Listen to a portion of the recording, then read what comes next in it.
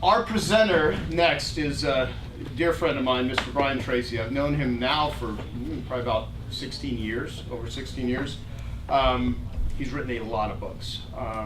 Very amazing man. Knows a lot. Has helped millions of people. So I can tell you that Brian Tracy has sailed solo around the world in a 30-foot boat, that he's climbed Mount Everest with no oxygen tank, that he won 3 Olympic gold medals, but none of that is true. I'm thinking, However, what is true about Brian Tracy is that he was a soldier of fortune in Africa. He ran for governor of California. His company generates millions and millions of dollars. And he's spoken to over 5 million people at over 5,000 events. And he's going to talk about how to build a great business. This is one of his many books, Now Build a Great Business, that he did with Mark Thompson. And so I want to give it up for my dear friend, amazing speaker, and great coach to so many millions of people, Mr. Brian Tracy. Thank you, Joe. Thank you so much. Thank you. Awesome. Well, thank you. It's an honor to be here with you. I, like Joe, like Joel, I've dedicated my life to being a small and medium-sized entrepreneur. And I've devoted the second half of my life to helping other people to be successful small and medium-sized business owners. And Carl Schramm of the Marion and Ewing Coffin Foundation, the preeminent foundation on entrepreneurship, wrote an article in the Wall Street Journal 2 days ago. And what he said was that there have been very few empirical studies into what actually makes a successful business. That most of what is taught in the entrepreneurship faculties of the universities is nonsense. In fact, he said that there's something like 1,687 professors of entrepreneurship, and their primary focus is drinking their own bathwater and telling that entrepreneurs have to have a business plan. And if you have a business plan, you'll be successful. And they spent 2 years in their faculties teaching people how to set business plans, and 49 out of 50 businesses are started without a business plan, including some of the most successful businesses in the world today. So we are now just starting to learn what we really need to do to build successful businesses. And what Joe is doing here is absolutely marvelous, because it can save you years of hard work and hundreds, even thousands of hours of hard work to understand how to do it much, much faster, to shortcut. We say there's always a learning curve in anything, and what we want to do is we want to jump the learning curve. We don't want to spend years and years learning what we need to learn to reach a certain level of income. And so I've majored now in the last few years on doing seminars and talking and books and articles and programs for owners and would-be owners of small and medium-sized businesses. Now I've got 45 minutes, so I'm going to have to condense what sometimes I share in seminars for days. But I understand you're some of the smartest people in the world, so that you can take a lot of information in a short period of time. Is that true? Mm-hmm. Yeah. Did anybody not understand the question? So I'm going to try to bottom line several of the concepts. One of the first concepts which I thought was interesting was a little story that was in the papers recently. Warren Buffett, who is one of the richest men in the world, and Bill Gates, who is the richest man in the world, and Bill Gates Sr. were at a dinner party. And the three of them are good friends, and they were talking. And a gentleman came up to them and said, you know, I was looking at you, and you gentlemen are very successful. What would you say is the most important quality of success? And all three, according to a bystander, all three broke off their conversation and turned and simultaneously said, focus. Focus is the most important requirement for success in our fast-moving world today. If you can focus, you can succeed. And if you cannot, you cannot. It's almost a black and white thing. Well, I thought that was interesting, because the way Joe and I met is I put together a program some years ago called the Focal Point Program, which basically brought in business owners like yourselves and taught them to focus. And we spent 3 years going through every single aspect of life. We had 82 exercises that dealt with family and business and marketing and product and service and competition and positioning, and it was focus, focus, focus. And my offer, which is not as good as Joe's, but my offer was that you will double your income and double your time off within 12 months, or there'll be no charge for this program. And I never had to give a refund. In fact, many people doubled and tripled their income within 30 days, just by learning to focus and just by thinking in terms of focus. So it's really, really important. I read an article about myself. It was a very successful entrepreneur in New Zealand, and the article was sent to me last week. I'm reading this article, and he said the turning point in his life was when he went to a Brian Tracy seminar and learned how to focus. He was broke, he was unemployed, he had no money, and he walked out of the seminar a completely different person, and he had written goals. He then looked around, and as it happens, he saw an article on coffee shops and Starbucks success in the United States. And it said coffee shops are a good business to be in because more and more people like the idea of a specialty coffee shop, and if it has a Wi-Fi, then they go there, it becomes a social center and so on. He knew nothing about coffee, and before the dust had settled, he owned 80 coffee shops in Australia and New Zealand. And then he says he got into a divorce and had to sell it for $50 million to share the proceeds with his wife. But he did not sell off the worldwide rights to it, so he's rebuilding. Anyway, his point was at the end of the article, they said, well, what would you say to aspiring entrepreneurs who want to be successful? And he said just two things. He said, focus and fail fast. Focus and fail fast. Learn quickly, try something new. And I thought I would just pass that on because it's sort of what I have discovered over the years, is the faster you fail and learn, the faster you succeed. You actually learn to succeed by failing. You know, Thomas J. Watson's famous line, if you want to increase your rate of success, you must double your rate of failure, because success lies on the far side of failure. Well, over the years, I've done a good deal of reading, and I came across a concept that I want to share with you, and we were talking about this a little bit earlier. And the concept is, the question is, what is the most valuable and highest paid work that you do? It's a really interesting question, because when I heard the question, I didn't know what the answer was. What do you think the highest paid and most valuable work is that you do? And the answer is thinking. Thinking is the most valuable work. Now, I am the best-selling author in the world in time management, also on goals, also on some other subjects. But I began studying time management about 30 years ago, and I came across a word in my studies, and the word was consequences. And what it basically said is that something is important if it has big potential consequences, and something is unimportant if it has low or no potential consequences. Number one reason for success is people focus on things that have high potential consequences. Number one reason for failure is people focus on things that have low or no potential consequences. Exactly what Joe was saying earlier, the famous Drucker quote, very worst use of time is to work intently on something that need not be done at all. And one of the things that is holding back entrepreneurs, business owners, it's killing them, by the way, and it's wiping out an entire generation, is this obsession with technology. I see people that are walking with their phone. It's almost like drug addicts that are mainlined. They cannot stop staring at their screen. They cannot stop pushing their buttons. I hate to say that there were people in this room that had that problem, but the fact is that this obsession with looking at the screen and staying connected is killing people, because it stops them from focusing. You cannot focus if you are distracted like an attention deficit disorder dog. So you're constantly ringing and responding to bells, almost like a crazy person in a toy factory. And so just as a quick aside, if thinking is the most important thing you do, because of the consequences of thinking determine the entire quality of your life, then the quality of your thinking determines the quality of your life. And so the more time that you spend thinking and thinking well and thinking clearly, the more successful you are. Over the years, I've worked with some very powerful people, billionaires and multi-billionaires, people who are on the Forbes 400 list repeatedly, over and over.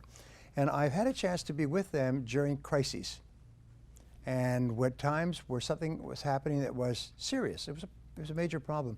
And I noticed that they all had one quality in common, is they all went calm. It's just, they went calm. People around them were angry and upset and worried about what happened and who did it and so on, and they would just go calm, almost like a pond would go calm.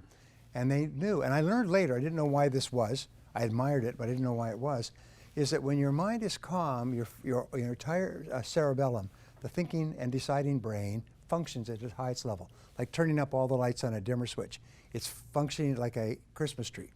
But when you get upset and angry, what happens is your thinking reverts to your limbic or emotional system, and your ability to think clearly diminishes dramatically, and you make a lot of mistakes. That's why when you are facing a difficult situation, you have to use every skill, trick, game, whatever it is, stay calm. And that's why they teach you to meditate. And they find that meditators in business are far more successful because they can automatically trigger their mind into the calm of meditation when they're facing a crisis. It enables them to think with greater clarity. Now, a couple of years ago, a man named Daniel Kahneman, a very fine man from reading him, who had won a Nobel Prize in psychology and neuroscience, wrote a book called Thinking Fast and Slow. And this book, it was a very esoteric book, and I don't recommend that you read it. It's 500 pages of hard slogging. I will give you the essence of, I do the reading, pass it on. I will give you the essence of the book. He said that there are two types of thinking. There's fast thinking and slow thinking. Fast thinking is intuitive, it's instinctive, it's automatic, it's reactionary. I think of it very much as how you would drive through busy traffic. You're not giving a lot of thought, you're just interacting. He said the other type of thinking is slow thinking. And slow thinking is where you just slow down the thinking and take time to think through issues. Now, if an issue has little or no consequences, then you can think quickly. You know, what do you have for lunch? What do you pick up on your plate from the buffet? Where do you park your car? These are the consequences of these decisions are almost non-existent. But if it's a major issue, then you say, wait a minute, this requires slow thinking. Here is his contention that made the book a bestseller, is that the biggest problem that people have is that where they should use slow thinking, they use fast thinking. And entrepreneurs are extremely guilty of that, is we make important decisions that have long potential consequences, including affecting the lives of people and costing money and even leading to the bankruptcy of a business. We make those decisions with fast thinking when in reality we should be making them with slow thinking. Now, I'm a great Drucker fan, as many people are, and Mike was saying something about hiring the right people, and hiring the right people to work with you is very important. And the biggest mistakes you make is hiring fast. You hire people quickly. The best decisions you make are where you really take your time to hire slowly. And Peter Drucker said that fast people decisions are invariably wrong people decisions. Hiring an important person for an important job has tremendous potential consequences. So therefore, you need to take a long time. One of the things I teach, which is in my book, How to Hire and Keep the Best People, is a simple rule that will increase your hiring accuracy to 90%. And I've taught it to Fortune 500 companies, and they make it a rule within their companies to use Brian's rule, you cannot hire except by doing this. And I didn't invent it, I just studied the hiring practices of the companies that hire the best people and keep them the longest. And they all, at the beginning, have a certain process that they follow, and they follow it religiously, no exceptions. And so their accuracy in hiring goes up to 90% or better because they think more. Then an interesting professor at the University of San Diego last year wrote a book on sort of thinking fast and slow, but it was on decision making. What he said is the longer that you take to make an important decision, the better the decision will be, the higher quality decision. And Lord Acton once said, when it is necessary, when it is not necessary to decide, it is necessary not to decide. In other words, the professor said, buy as much time as you can for a decision. Put it off. If you can put it off for a day, a weekend, a week, a month, put it off. Some of the best decisions that you make will be decisions that you will allow to steep for a while, like water in tea. So thinking is the most important thing you do. And we call it thinking fast and slow. So remember, anything that is important that has long-term consequences is a candidate for slow thinking. Discussing it with other people, sitting quietly, going for a walk, letting it ruminate in your mind, sleeping on it. You know, they say if it's a big deal, sleep on it. My mentor, the gentleman I told you about, who owned 200 companies, I would come to him with a business situation, and he would nod, he would absorb the information. He had a what do they call it, an iron trap mind. He could hear something once and remember it forever. He could read something once and remember it forever. He was very smart. And yet he would always say, let me think about it for a few days. And I would think, well, let's do this, let's do that. I mean, it's obvious, using fast thinking. He'd say, no, there are a lot of ramifications to something like this based on his experience. Let me think about it. And after 2 or 3 days, and I'd be very impatient, he'd come back and he said, you know, I've thought it over and I think we should approach it this way. And then he would lay out, based on his experience, a plan of action that was genius. And I go, ah. I mean, I felt like a child. I was like a child with him. He's many years older than me. But because he took the time to think and combined it with his experience, and maybe he made a couple of phone calls to people who were more knowledgeable in that area, and he would listen very carefully. He was a great listener. And then he would form a strategy, and his strategy led to millions and tens of millions and hundreds of millions of dollars of business deal. And I don't think he ever made a mistake in a business deal. He was, and over and over and over again. He got into petrochemicals and built a $265 million petrochemical plant that yielded 40% returns on his investment from the day it was finished and started operations. And he knew nothing about petrochemicals, except that somebody told him, this is a good business to get into. And he said, all right. And he began to do his research and his slow thinking. Now, the second type of thinking comes from Edward Banfield. Edward Banfield was a professor of sociology at the University of Harvard, and one of the most brilliant teachers. I've spoken to people who studied under him, and they said he's one of those teachers that you're never the same again after you've studied under Banfield. Banfield had a focus on why it is that some people rise socioeconomically over the generations and other people do not. He wrote a book called Saying the Unthinkable, or no, I'm sorry, he wrote a book called The Unheavenly City. And in The Unheavenly City, he pointed out that the difference between wealthy people and poor people is the length of time which they take into consideration when they make a decision. He said people who think short term almost invariably go for immediate gratification. He said people who think long term think of all the ramifications, very similar to Kahneman's work, thinking fast and slow. So he called it long-term perspective. And he said people with long-term perspective, they think 5 and 10 years into the future. One of the marks of superior people is that they're long-term thinkers. They make decisions very, very carefully, and with decisions that are long-term in their potential consequences, they take a long time to make the decision. Days, weeks, they will buy all the time possible. So you'll find that all successful people are long-time perspective thinkers. They think into the future, and then they come back from the future, like we talked about future orientation, thinking about the future. They come back from the future and they say, what do I need to do today to create that ideal future? When I do strategic planning for corporations, which is a very interesting process, the first thing I do is I have them say, describe to me this company if it was perfect 5 years from now. And I've done this with billion-dollar organizations with all the key people around a table like this. This is the pattern that I use. And I'll say, imagine that a leading business publication, Wall Street Journal, Times, or Fortune, Forbes, was going to write an article on this company in 5 years.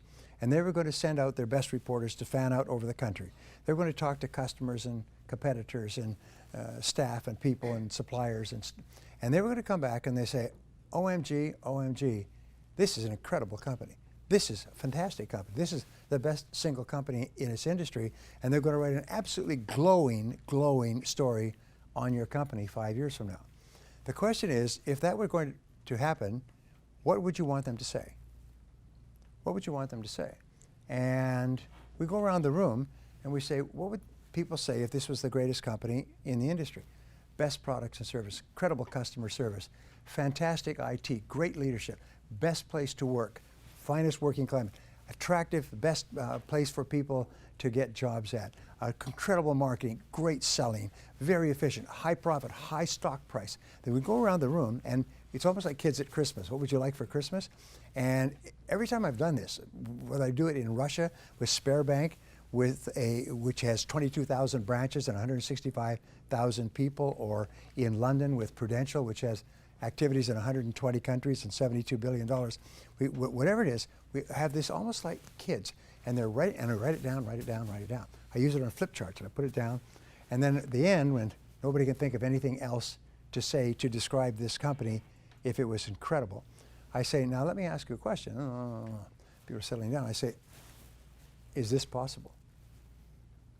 And there's always a stop.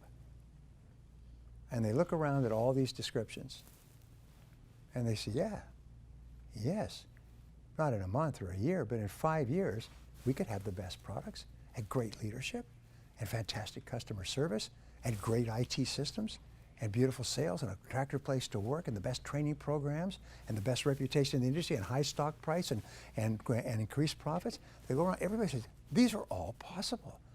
Right. I said, well, then let's organize them in sequence. What is an input? What is an output?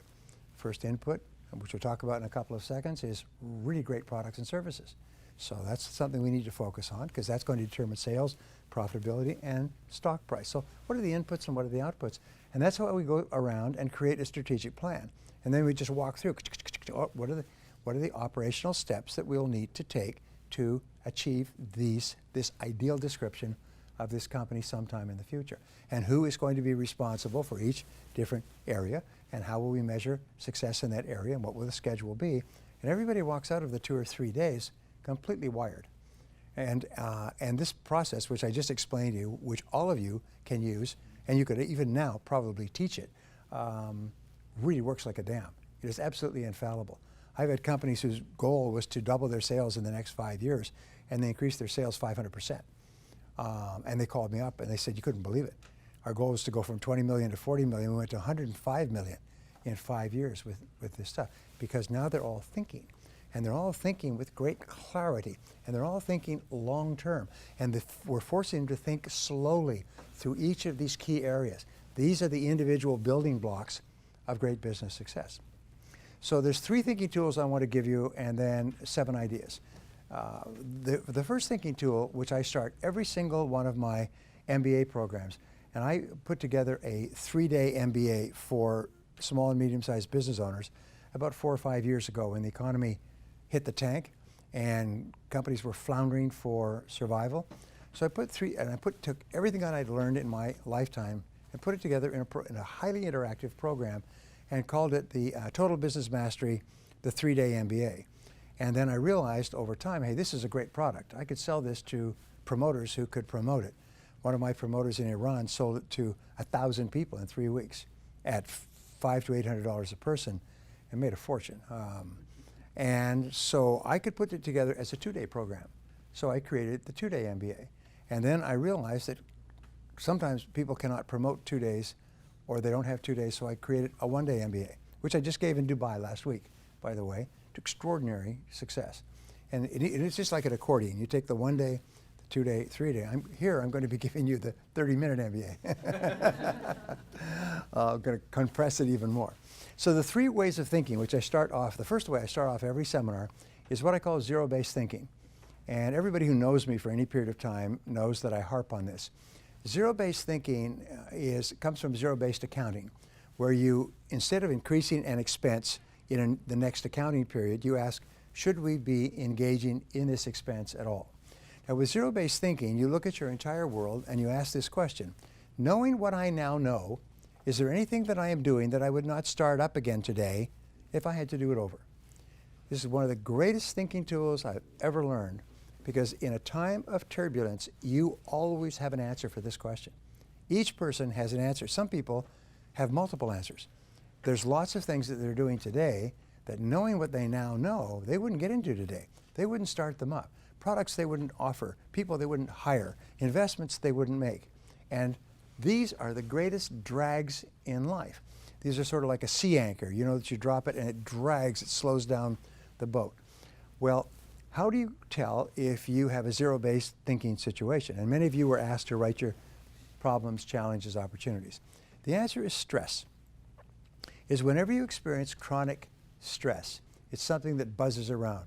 When Joe's talking or somebody else is talking, you're busy thinking about that. You drive around and you think about it. Keeps you awake at night. It's something that pisses you off. It's something that irritates you and angers you and frustrates you.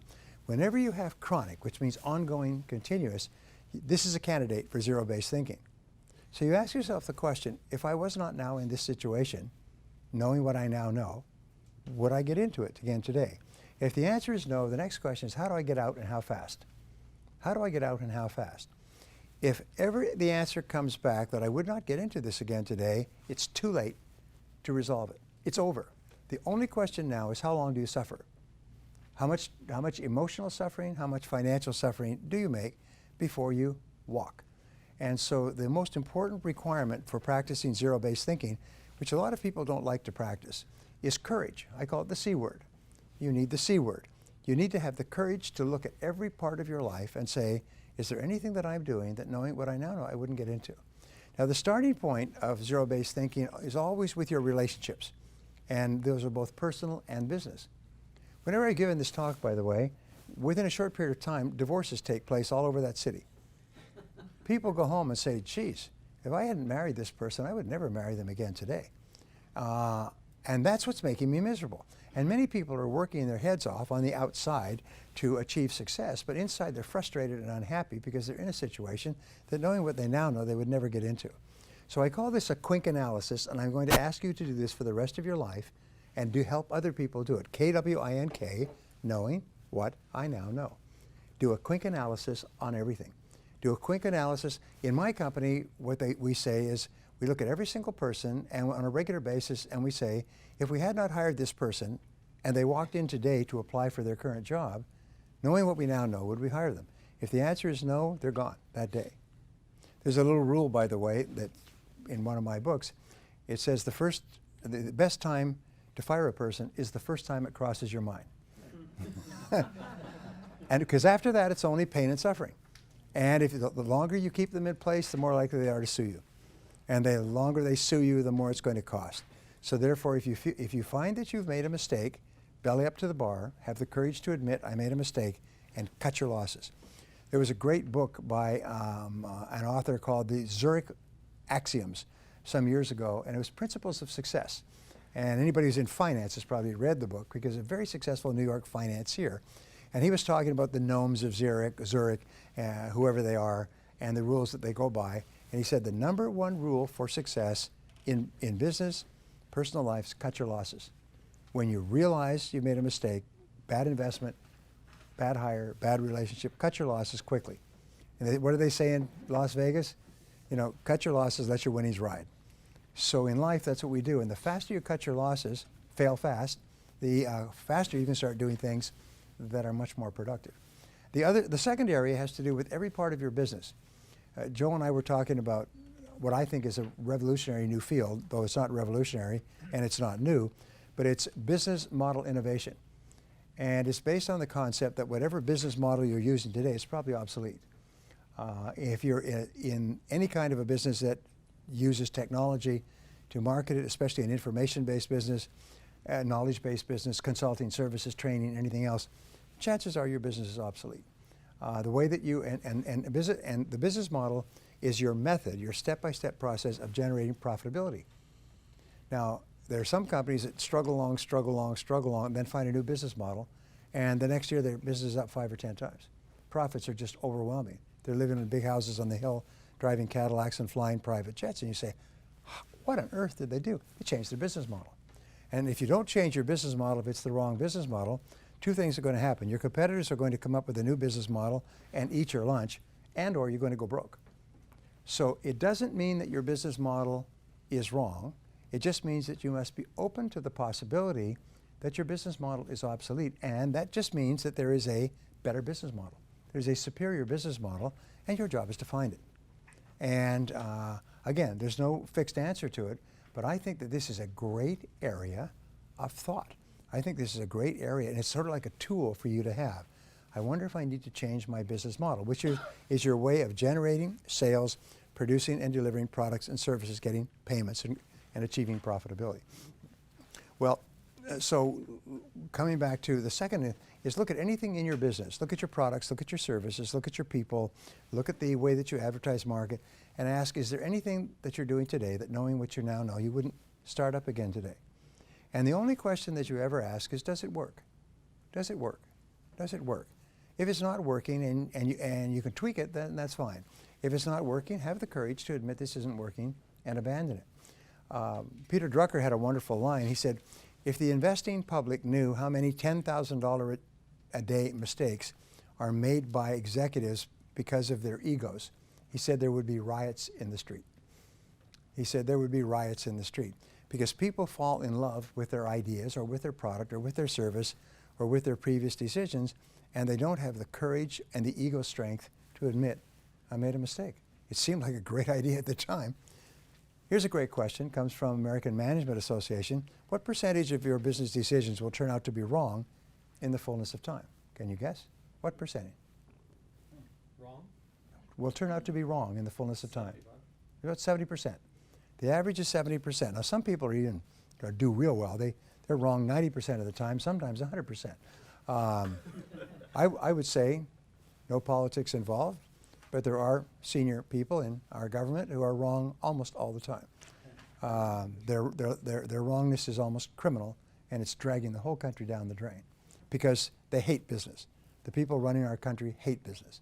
They think that business is evil, that people who are in business are evil people and who should be punished with taxes and regulation. If it's not working, just keep asking, does it work? Does it work? Does she work? Now the third area has to do with investments in zero-based thinking. Investments of time, which people hate to lose. Someone said earlier that people hate to lose. It's one of the greatest emotions. We hate to lose time if we've invested a lot of time in a course of action, a project, a business, a relationship. The second is emotion. If we put a lot of emotion into a course of action, a product, a course of study, a relationship, or money. We hate to admit that we made a mistake and that what seemed like a good idea at the time has turned out not to be a good idea, and knowing what I now know, I wouldn't get into it. And have the courage to cut your losses and run. Now the reason I teach this first is because you can't make any progress unless you clear the decks, unless you get this 800-pound gorilla that's holding you back out of your life. And then many companies that I've worked with literally transformed, became multi-million-dollar companies when everybody said, all right, we're going to go through and do a quick analysis on this whole company and realize that half the things that we're doing and half the people working here are not the right people for us at this time. And half the products that we're offering aren't selling and never will. They've been replaced by better, cheaper, faster products in the marketplace, so cut your losses.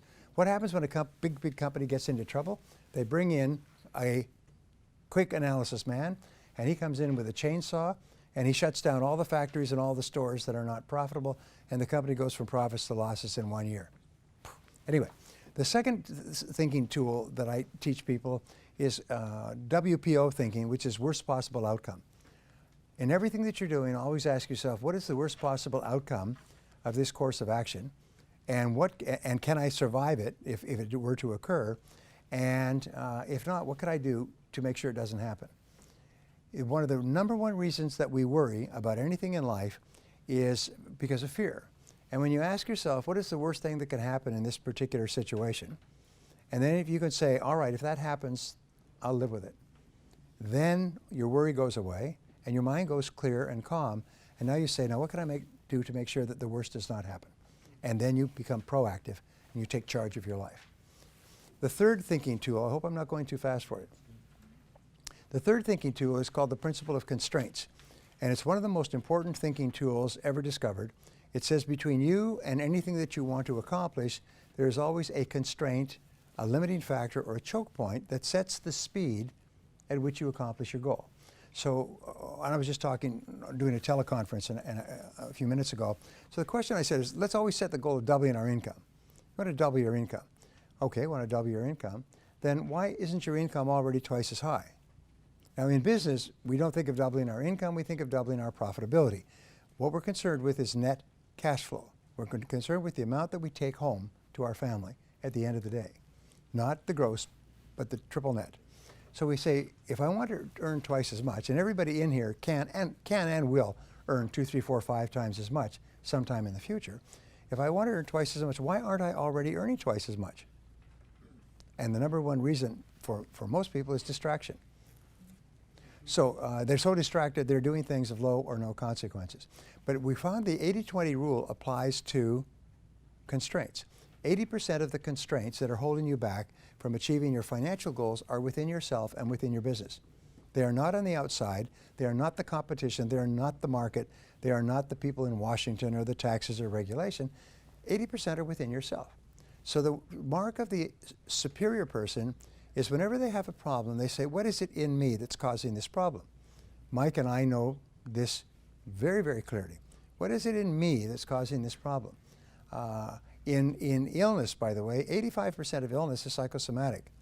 As Dennis Waitley said, it's not what you're eating, it's what's eating you that's causing the problem. And so the starting point, and the first thing a doctor will tell you, or a psychologist, is what is it that you're not dealing with? And you can go back to zero-based thinking. What is it that you have in your life that that if you had to do over, you wouldn't do it. So ask yourself what's holding you back, and usually it's the quality of self-discipline or it's a skill. Now, one of the things that changed my life forever was when I learned that all business skills are learnable. You don't have to be a genius to learn any business skill. You can learn any form of technology, as Mike has proven that with his products. You can take a person who's basically shoveling shoe polish in Shabokin and teach them how to be technologically superior enough to earn a living from it. Every business skill is learnable. And so I say, what one skill, if you are absolutely excellent at it in your business, would help you the most to double your income? What one business skill? If you could wave a magic wand and wake up tomorrow morning superb in this area, what skill would it be? And you know, when you ask that question, everybody knows the answer. They know what it is. But here's the challenge. You don't like the skill because it involves rejection, embarrassment, ego, potential failure, loss. You've tried it in the past, you haven't been good at it. But nobody asks you what would be an easy skill to learn. They just ask you what skill would help you the most to double your income. And here's what we have found is that most of us are only one skill away from doubling our income. And all business skills are learnable. And if you study the people who go from the top to the bottom in the Fortune 500 or Fortune 1000, they found in 25 years of research, these people learn one skill at a time. Like climbing the ladder of success and the ladder of income, like sniper, one shot, one kill. They don't try to learn 50 skills. They learn the one skill, focus, the most important skill, and they get their company focusing on the one skill that can help you the most to generate sales and profitability. So coming back to looking at my calendar, I've got 10 minutes. I talk about what I call the greats, the 7 greats in business. And actually my 3-day seminar has the 10 greats. But the seven greats in business I will give you briefly. First of all, successful companies have great leadership. And leadership is the ability to get results. But it's also the ability to allocate resources, which means it's the ability to make decisions and to make hard decisions. Because if it were easy decisions, everybody would be a leader and everybody would be rich. So making decisions using thinking, slow thinking, using long-term thinking, is the critical job of the leader. Drucker says, the first job of the leader is to ask what results are expected of me. And then I add to that, of all the results that are expected of you as a leader, what is the most important result that you need to get to achieve the sales and profitability for which you are responsible? One of the rules what we learn in business, we never complain about anybody or anything in our business because we're the boss. We're the ones who decided this. We don't complain about your staff because you hire the person. If you don't like the person, get rid of them. Don't complain about them. You just sound like an idiot. You know, it's like picking up food from the buffet down there and saying, I don't like this food. Well, I never have liked this food. I've always hated this food. Well, why did you pick it up? Well, I don't know. You know, the fact is you never complain about something in your business if you're in charge of it. If you don't like it, change it. If you don't want to change it, shut up. Now, which allows me to jump actually forward, is one of the marks of superior entrepreneurs is that they're intensely solution-oriented. Is whenever something goes wrong, they immediately go calm and they say, all right, what's the solution? What's our next action? What mediocre people do is they say, who did it and who's to blame? How did this happen? They go on a witch hunt. And of course, that makes them become angry and frustrated. But superior executives, when something goes wrong, problem with a customer, problem with money, problem with bills, problem with product delivery or defects, they say, okay, all right, how do we solve this? What's the solution?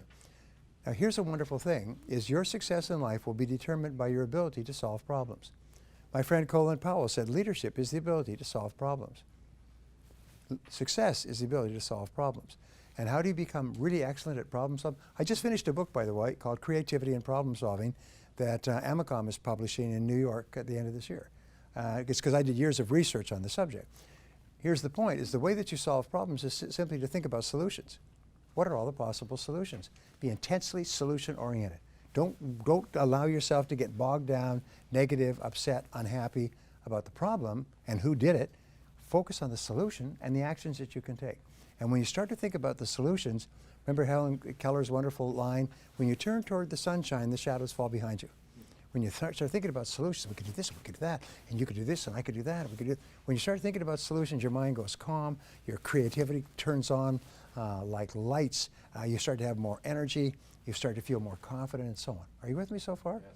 Thinking about problems makes you negative and shuts down your brain. Thinking about who's to blame is even worse. But thinking about what you can do and the actions you can take puts you back in charge.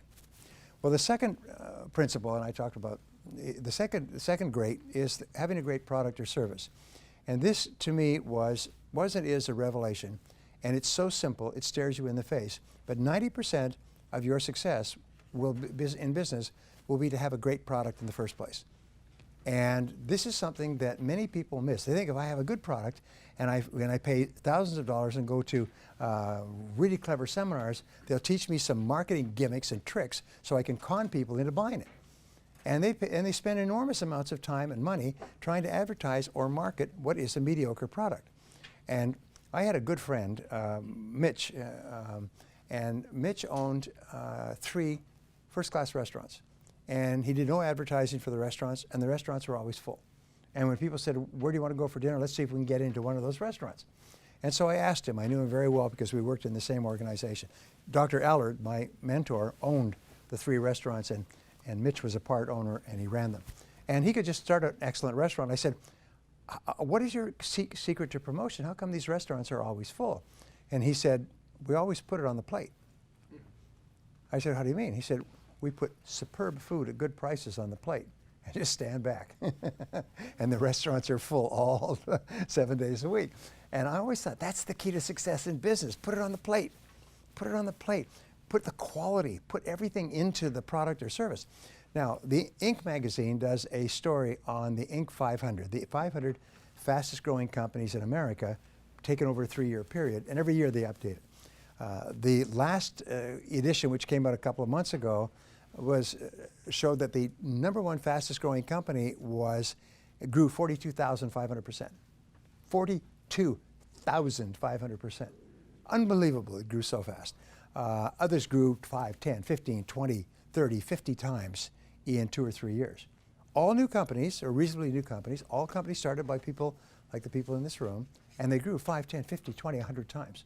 Wow. What was the key? So they went back and had outside researchers analyze it. And you know what they found? Is all the companies put it on the plate. Every one of them was obsessed with quality, and obsessed with quality as their customers defined it. And they were close to the customer. They're locked tight to the customer. As I was sharing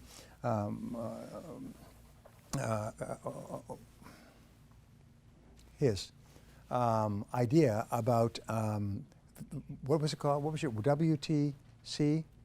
What did you say about customers? Well, think like a Joel, customer. yeah, think like a customer. I was sharing that on my conference today. Think like a customer. The very best companies think like a customer. What do customers want? What do customers need? And you know, the key to success is make your customers happy, and then make them happier than your competitors. And then every single day, wake up and think, how can I make my customers happier? And they went and they interviewed the CEOs of the 500 fastest growing companies, and every one of them was obsessed with customers. They thought about customers. They talked about they visited customers. They called customers. They went and saw customers. They personally responded to customer complaints. They were just obsessed with it, which again repeats that 90% of your success will be the quality of your product or service. Now, how can you tell if you have a great product or service?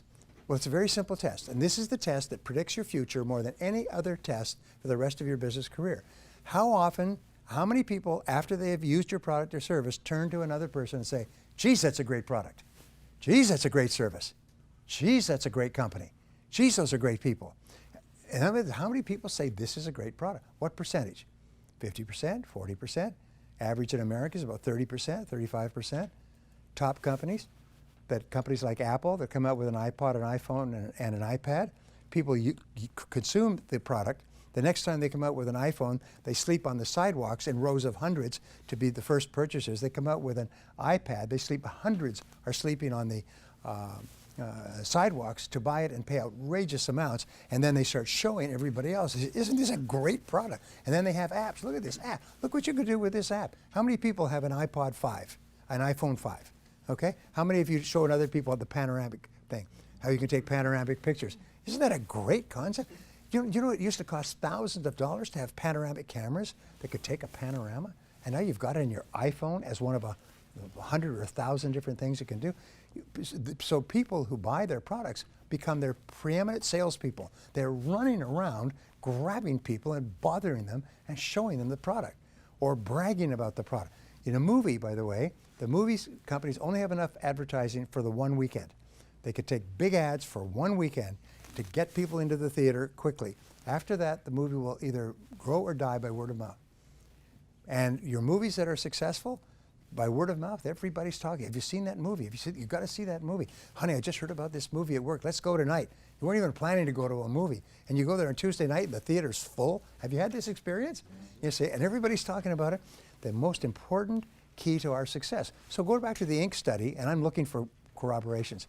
In the Inc. study, they had researchers say, what is the very best place for a company to invest if they want to increase their sales and profitability? And the answer came back after looking at everything else is invest in improving the quality of your product. Invest in improving the quality of your product. Make the product better and better and better. Make your customers happier and happier. Make your customers so happy. I say that the key to success is to get your customers to buy from you first rather than from your competitor, to buy again because they are so happy, and to bring their friends.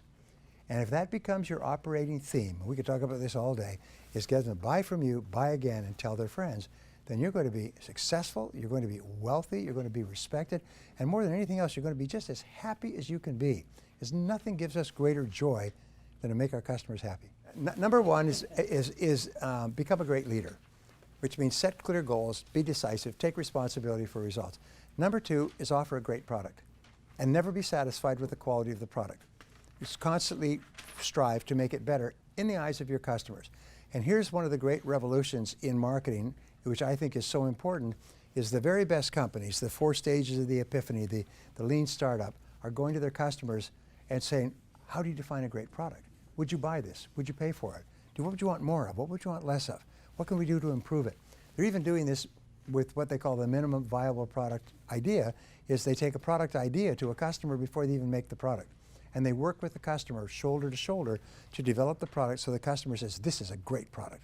Then they produce and market the product. So number 3 is you want to have a great business plan. But a great business plan simply requires that you think through on paper the critical aspects of your business, and especially you analyze what it's going to cost, what you can sell it for, what kind of profits you can make, who are the people that you will need.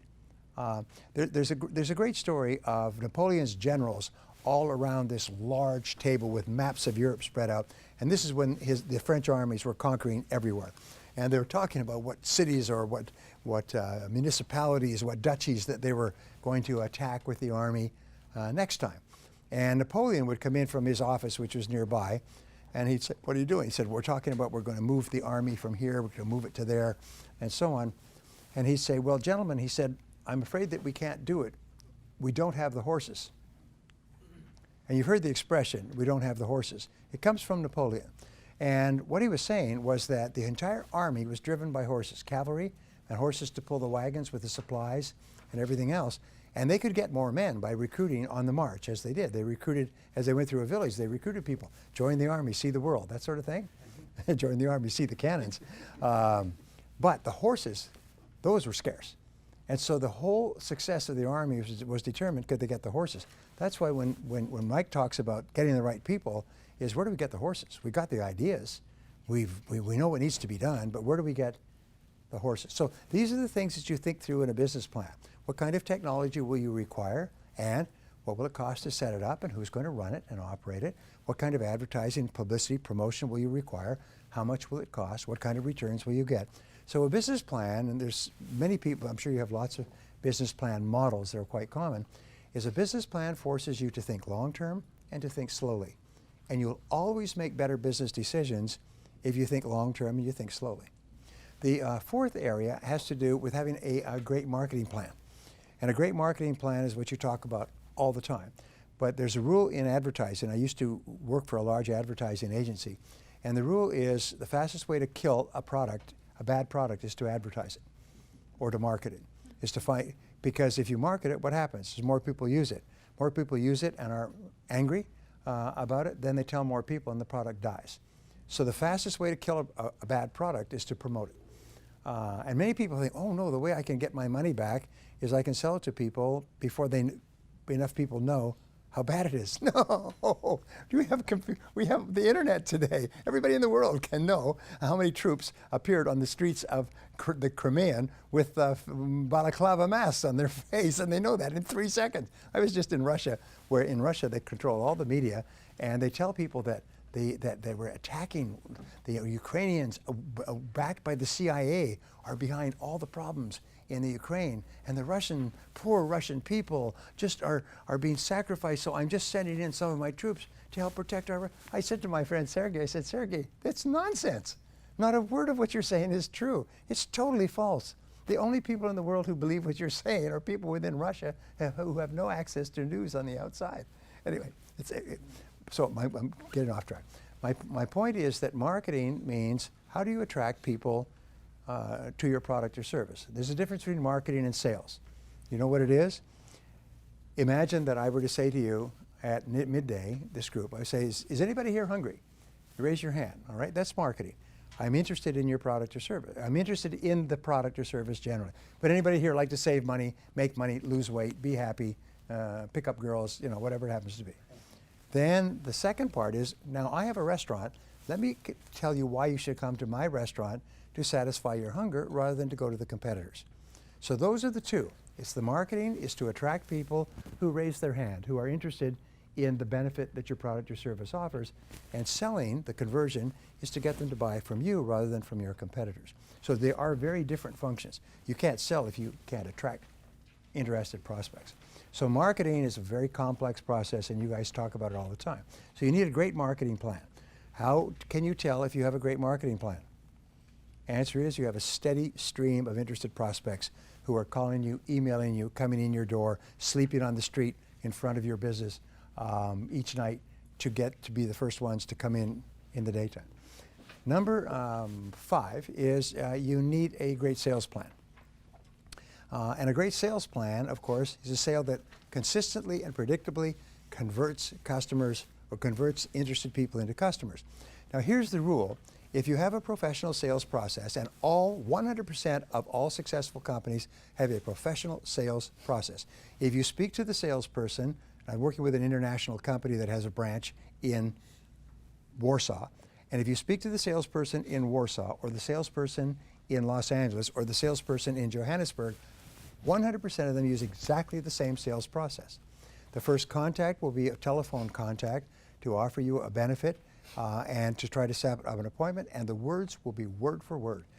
The reason this company did this is it almost went broke, because everybody was selling their own damn way. They would say whatever fell out of their mouths whenever they ran across a prospect. And they realized that without a sales process, we have a great product, which they do, it's killing them. So they systematized the sales process. Their sales went up 1,000%. It's been proven that if you go from random selling to a proven sales process, and of course you have to debug it, you increase your sales 500% with the same number of prospects. I've seen people get their closing rates from 1 out of 10 to 9 out of 10 by simply improving the sales process. And so selling is really important. That's one of the things we focus on. Now, there's 2 more points that I want to talk about in terms of grace. One is generate great numbers. And this is one of the most important parts of business. All business activities and results can be expressed in numerical form.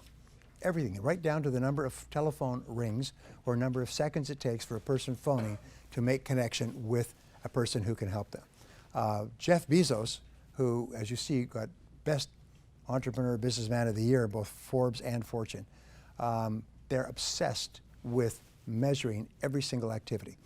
And they look at the seconds, the number of seconds that it takes.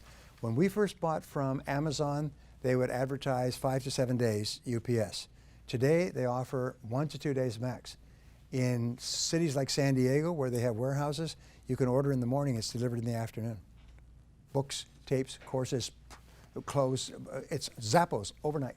They can deliver overnight. Because why? It's because they're obsessed with shortening the amount of time it takes to make customers happy. And the shorter the time, customers really value speed, and they'll pay top dollar for someone who'll make them happy faster. They've determined that. So look at the numbers. And the question is, what are the most important numbers in your business? What we teach in our longer courses is about 35 numbers in any business. Some of them are unimportant, some of them are extremely important. And there's 5 to 7 of those 35 numbers that are the A numbers, and then there's one number that's the most important number of all. And we call this, or Jim Collins, who wrote Good to Great, calls it the economic denominator. And when I started doing my coaching programs with entrepreneurs, one of the first things we taught was to identify your number. What is the most important number in your business? The number that most accurately predicts your success and your future. And most people get it wrong the first 3 to 5 times. What is your number? What is your most important number? The number that you just basically obsess with all the time.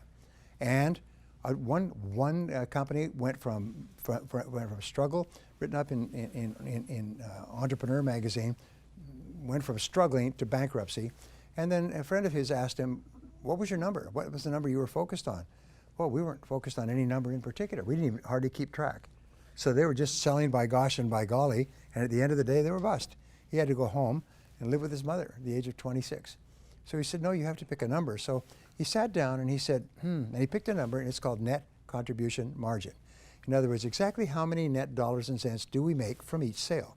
And then we compare those sales, and that's after 100% of every expense of cost of customer acquisition and lead generation and delivery and everything else. And then they compare those against the others, and they re-emphasize. In other words, net contribution margin. This year, he'll hit $100 million in business, and he's laughing. He said, changed our whole life to finally figure out what our number was. So a question I always ask people, what is your number? Do you know? Do you know the most important number? Do you know what most entrepreneurs say? Sales. Sales, everybody knows that, just sales. Really? What if you're losing money on every sale? Then the more sales you make, the faster you go bust. And you know that many companies are losing money on every sale because they don't add in all the costs of the sale. They leave out their own labor, they leave out rent, they leave out utilities, they leave out delivery costs, they leave out defects, they leave out packaging, theft. And so there's, boy, are we selling a lot. Yeah, well, how come you're losing more money every month? Did you see these companies, by the way, that announced they had 11 billion in sales last year, they lost 3 billion? You see them all the time. You say, how could you lose 3 billion if you sold 11 billion? Do you know why? It's because they don't know the numbers. And what they're doing is they're probably working harder and harder to sell more and more products at which they're losing more and more money. And nobody has sat down and done the attributable cost. Okay, the last of the 7, and this is the one I love, and this is the future, by the way. The front end of business, the first bookend, is having a great product or service to start with. The last is to have a great customer service experience. And I cannot tell you how important this is. This is what Joel and I have worked on all of our lives. Make our customers so happy at the beginning and so happy with the product and happy afterwards. It's the key to repeat business. It's the key to rapid growth. Every successful company, without exception, is obsessed with taking good care of their customers once they get them. And if they have a customer complaint, the head of the company doesn't sleep at night. They are so upset about customer complaints. They'll go out and personally visit them.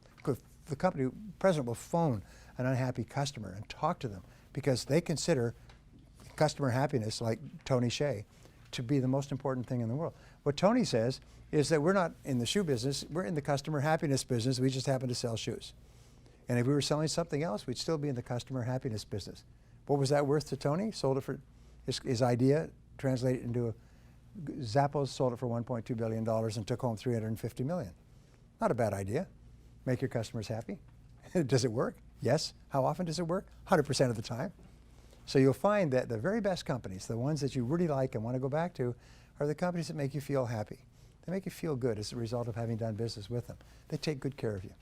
And as a result, you go back over and over again and you bring your friends. So those are the 7 greats that we talk about here. Great leadership, great product or service, great marketing plan, great sales plan, great numbers, great business plan, and great customer service plan. And if you have those, here's the interesting thing, is if you're missing one of them, it's like dialing a 7-digit number. If you miss one of them, your company will go broke. Miss any one of them, or get them wrong, get the wrong answer, or miss it completely, then your company goes broke. So now we know scientifically, basically more and more of exactly what you have to do to build a high profit business. And the wonderful thing is it's all learnable. you can learn any one of these skills. Anything I just explained to you is as simple as ditch water. All you have to do is just say, ah, and what is it? You think. Like, yeah, I could do that. I could do more of that. I could improve that. We could do that. So I hope this has been helpful. Wow, perfect.